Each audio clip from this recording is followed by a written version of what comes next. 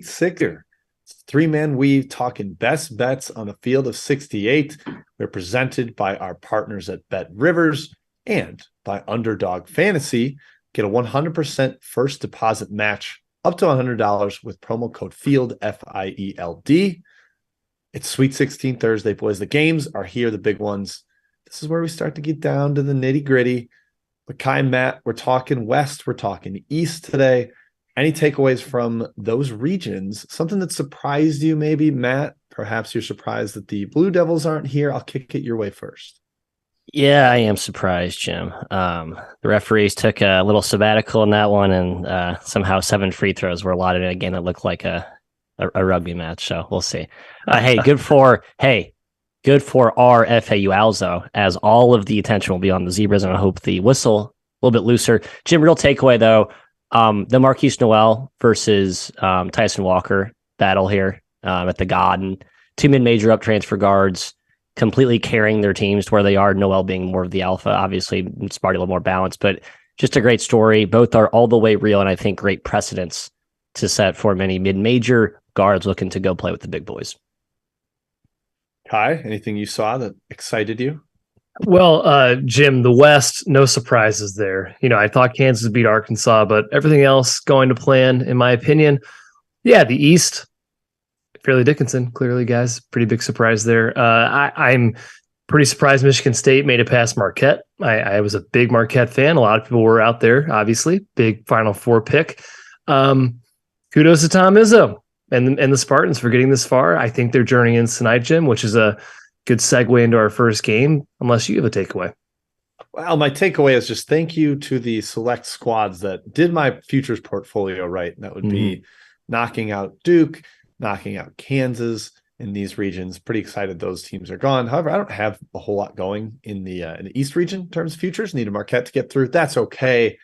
We're going to live with the West, the South, and the Midwest for futures. Let's get started, Kai. You're excited for it. Michigan State versus Kansas State. Interesting line here. Open pick at some books. Open Michigan State -1 at others.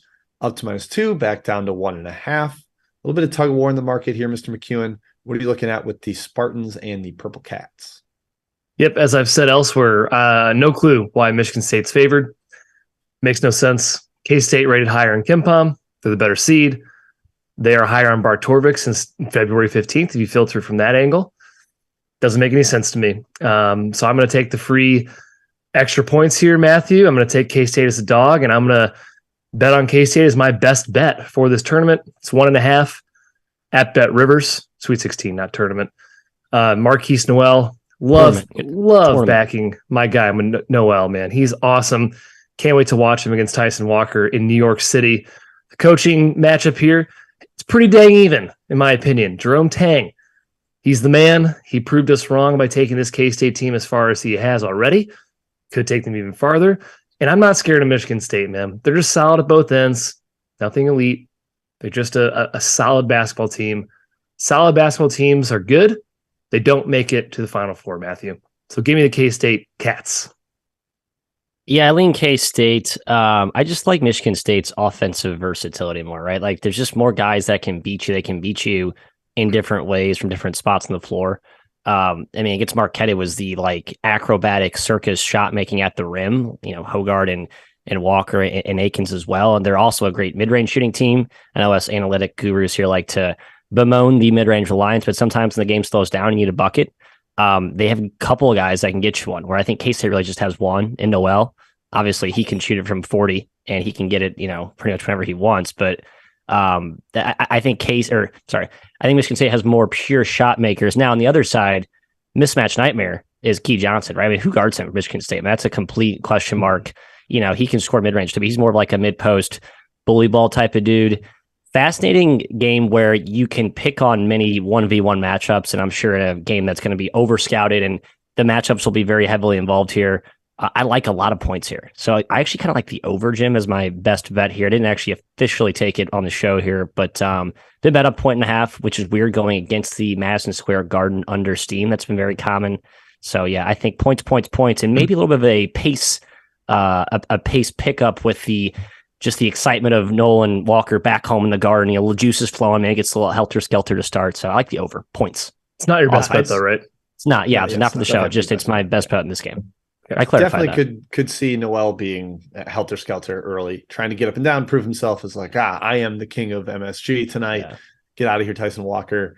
I think you're right, Matt, that it's going to be very well scouted on both ends, so the individual matchups will play up. I just think K-State's got the best two players then. I will take those two as underdogs. Noel's been fantastic, basically doing a little bit of a Trae Young impression, given his scoring and passing combination. And then Johnson had a bad game last game. I thought that was a tougher matchup against Kentucky's wings, kind of an army of them, throw Livingston to Reeves, et cetera, at him. Now you've got maybe Malik Hall, who's playing with almost no confidence. And it's Hauser or Akins. Johnson has clear advantages against those guys. I'm riding with K-State. I don't think it's that big of a mismatch in the coaching world. So give me the Purple Wildcats. Maybe Matt's got the right angle on the over. I don't have as strong a take on the total. And it is strange to see a total get bet up in this tournament. It's been very rare. But definitely leaning K-State on the side. Next up, Arkansas versus UConn. We're going chronological order here, folks. So if that's what if you're not sure why we're going east to west, that's the plan. Arkansas versus UConn. Kai, I'm going to go to you first because you have been the eye test UConn boy all season. You saw them in November. They looked like a juggernaut. Then they took like a little hibernation snooze mid-conference season, but they're back. They've emerged from the slumber. They look ferocious. Can they handle the individual talent of Arkansas in this round? I think they can, Jim. Yeah, I saw the best team in the country in November, hands down. Team beat Alabama by 15 points. It was scary. It was incredible. When they hit shots, nobody can beat them when they hit outside shots. Now, Musselman has a giant horseshoe lodged up his butt in the tournament somehow. It's true. He's either the best in-game adjuster in history or he's super lucky. Maybe a little bit of both is true. They were down by 12 points to Kansas, 15 minutes left, came back, won the game. He's been down double digits, it seems like, every single tournament game for them. Arkansas talented, Matthew, but I don't think they play like a team. It's individuals, in my opinion. It's a lot of talent. It's a lot of NBA talent, but it's not a good team. They can't shoot. If you can't shoot against UConn, you're in trouble because you can't score inside. I think UConn has an advantage on the boards. And again, I think we can see best team in the country, UConn, in this game. I like UConn here at -4 at BetRivers right now, but the must bus is scary. Yeah, he is. I mean, they're not really fun to watch, right? But I think the way that they scheme, very NBA pro type of isolation centric, it kind of works in the tournament. The game slows down. You need a bucket. I think Muss is usually good at getting his guys, the right shots. I think the better angle here is sort of an inverse of my take for the last game. I like the under here the more I've thought about this. I think Arkansas's length and speed is something that, UConn hasn't seen the last two games, right? They played St. Mary's and they played Iona. Now you see a like-for-like physicality, athleticism matchup. Now I think it works both ways, right? I think that also works against Arkansas, who looked like the categorically more athletic, more talented team against Kansas, which was crazy. Not the case against UConn's size and speed. I think that negates each other. I think it plays out well for both defenses. Other point to mention here, Jim, another SEC team playing a good shooting team, not to call the Huskies the Golden State Warriors, but they are shooting it well, and they do have shooters. I think if those shots were falling for UConn, that could be the separator here. I do lean UConn on the number, right? Kind of back to Kai's point. Like, we really believe this is like the team we saw for 2 months, and I think this line's actually a little short, but I'm not all the way convinced of that. I look at this matchup, look at the Sparty matchup, and they both feel like toss-ups to me. So maybe just putting those two next to each other, it's like, maybe I should just take the points to Arkansas here and the whole must-bust coaching track record. But as you can tell, very torn. I've tied my knot in a pretzel, my mind in a pretzel on both these games. Yeah, the side is really confusing for me here. I'm not really lining up to trust either team. Arkansas's shot selection, UConn's general kind of vibe. I don't know. I agree that when UConn makes threes, they are unstoppable, but Arkansas is terrific at running teams off the line. A kind of rare SEC team like that, where they actually focus on it. It's a big part of their game plan. They're long. They've got wing perimeter defenders that can bother these Husky guards who have played great so far. But Matt, you hit on the angle. My best bet today is the under here, under 140 between Arkansas and UConn. Tempo is the ultimate question here, but I don't think either side scores efficiently. Arkansas's got bodies to line up against Sanogo and Klingon. Maybe they won't contain them or stop them, but maybe slow them down a little bit. And then Arkansas running UConn off the line. I think that's also big. And Arkansas can't shoot. And UConn's going to let them bomb away from deep. It's going to be tough to score at the rim against this UConn defense, especially when Klingon's out there. So I think there's not a lot of efficiency in this game. Under 140 is my best bet. It's my hot take. And fellas, if you ever get tired of trying to prove that your hot takes are correct, that's when you can use the Vaulted app. Vaulted is a new sports prediction app that turns your opinions into facts. You can store all of your predictions and hot takes in your own vault now and forever. Challenge your friends, keep track of the results, and prove you are, in fact, the smartest. Vaulted will be releasing more than 50 pools in the next 3 months.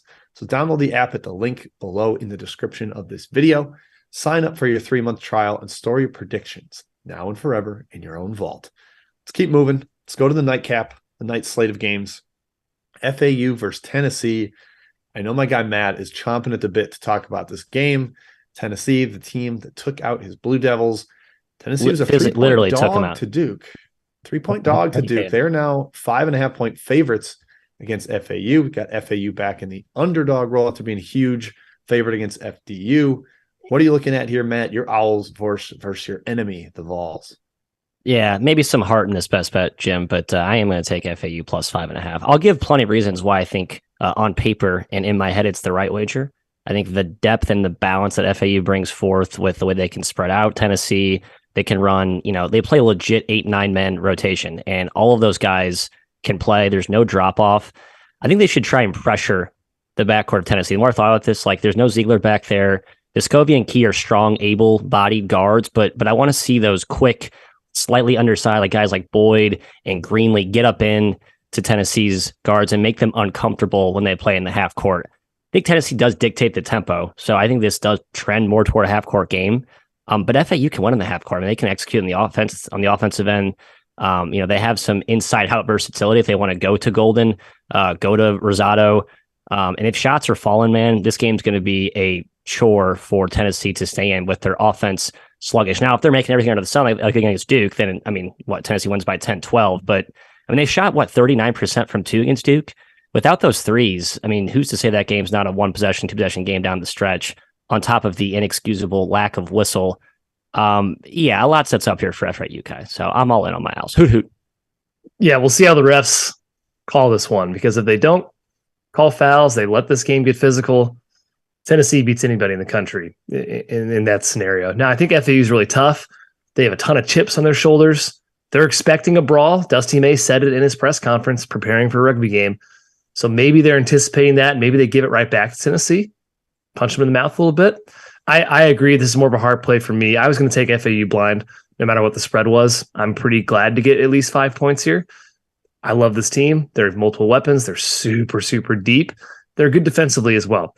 Like Matt said, you got to hope Tennessee's not hot. It could happen, but it's unlikely, I think, in my opinion. More likely than not, they're just an average or below average shooting team tonight, especially with the balls. The balls controversy.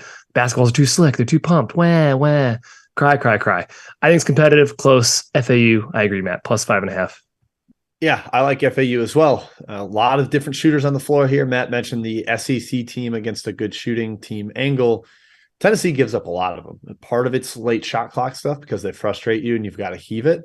But I think FAU has the different pieces, playmakers, spread attack to crack this Tennessee defense, similar to the way Mizzou did it twice in this season.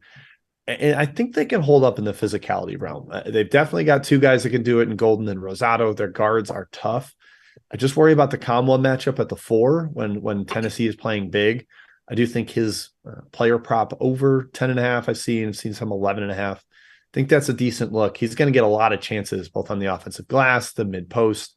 I think Tennessee's got to play through him, and FAU might struggle to defend that, just given the way they align with 4 guards. So I'm with you guys, FAU plus 5.5. Total wise, I don't have a lot. I might actually lean over, which is rare, especially in a low total game. I think market likes the under, right? A lot of people been on the first half under here. It's been bet down 4.5 points. Yeah, I'm with you. I feel like FAU is they want to get out and run and push this tempo a little bit. They don't want to get caught in the mud. So I do think the tempo will play well for over. I think both teams have a route to scoring. FAU's perimeter, Tennessee through the four-man and playing through the paint. I think that's the way points will be had in this one. Let's go to the nightcap out west. UCLA, Gonzaga, perhaps the most anticipated game of this tournament so far. Both these teams played against each other at T-Mobile last year. Same venue. We've got that running back. We're running back the 2021 Final Four matchup that was incredible. One of the best games I've ever watched. And, of course, the Adam Morrison crying game. Also, 17 years to the day on that one. Matt, let's talk this game. What are you looking at? UCLA, a slight favorite, looking at 1.5 right now. Total 145.5. It's ticked down to 145 in some places. I lean toward the Zags. This is probably the sharpest of any of the current numbers, and everyone out there is obviously razor sharp at this point. The injuries are the prevailing headline here with UCLA. So, we kind of break them down one by one, right? Jalen Clark's out. He's the best defender in the country, according to Mick Cronin, according to most people, Pac-12 Defensive Player of the Year. Could have used him for sure against Julian Strother.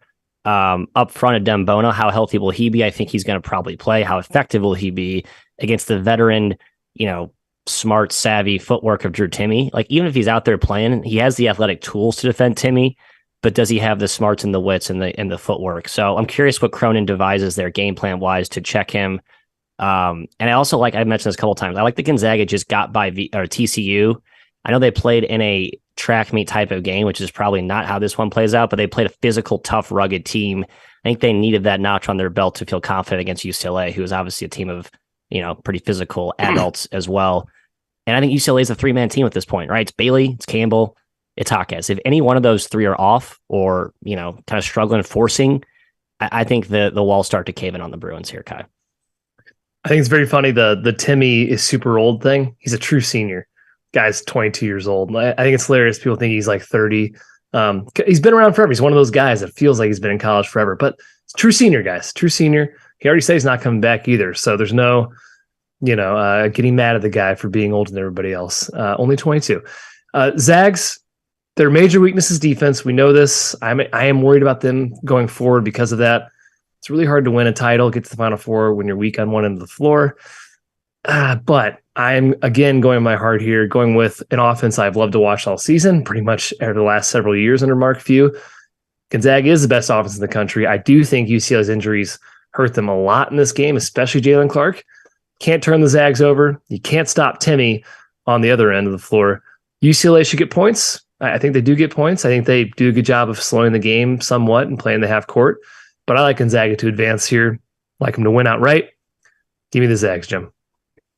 I'll be the UCLA stick in the mud. I think it's going to be a muddy, yucky game. UCLA is going to make sure it stays in the half court because, given their dearth of offensive options, you can't run with Gonzaga. They'll just beat you, expanded over a large sample size. But I think in the half court, we're going to see Cronin with a pretty good plan here. He's like the first coach 2 years ago that figured out, Hunter Dickinson can't turn over his other shoulder. And they actually positioned it that way. I think he's going to have a pretty good scout on Timme. Seen him a bunch of times before. Timme will still get his. I don't think that's any concern for Gonzaga. But if they can limit it to Timme and not too many others, Julian Strother with a Las Vegas homecoming is surely going to be looking to put up a big game. But I think UCLA slowing it down, with Tiger Campbell being the experienced vet who sets the pace. I like UCLA. I like the under. I think this is played at the Bruins tempo, which certainly favors the Bruins. If it gets sped up, it's Gonzaga's game. Yeah, worth noting here, I saw Majeski cited a source that says he thinks that Bona may not play. So I think his outlook, we've kind of been talking about him, assuming he'll play banged up. I know that video came out of him walking and he looked, spry. I would not be surprised if he just flat out does not play. And I don't think that's in the line. So if you're looking for trying to get ahead of the number, maybe if you buy into hearsay, Kai, which I always do, sucker for it here, maybe you take the Zags here at a better price. You don't think it's in the line? It's down to 1.5. This game was 2.5. I mean, it's come down for a reason. Yeah, I don't think it's because everyone loves Gonzaga. When did it hit 2.5?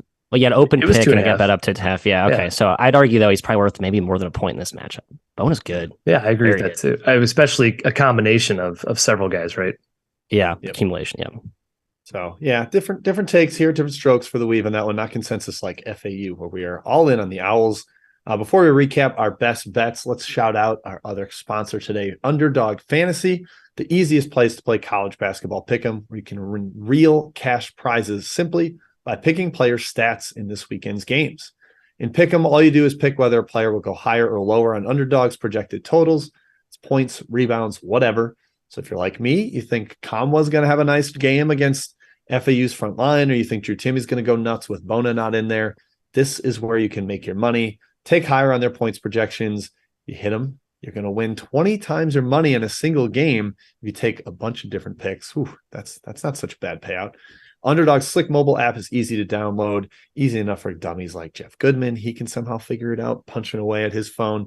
So get to Underdog, download the app, and use promo code FIELD, FIELD, to get a 100% deposit match up to $100. Get in on the madness now. Fellas, let's recap our best bets here. Matt, I'm going to you. Second, Kai, you're first. Kansas.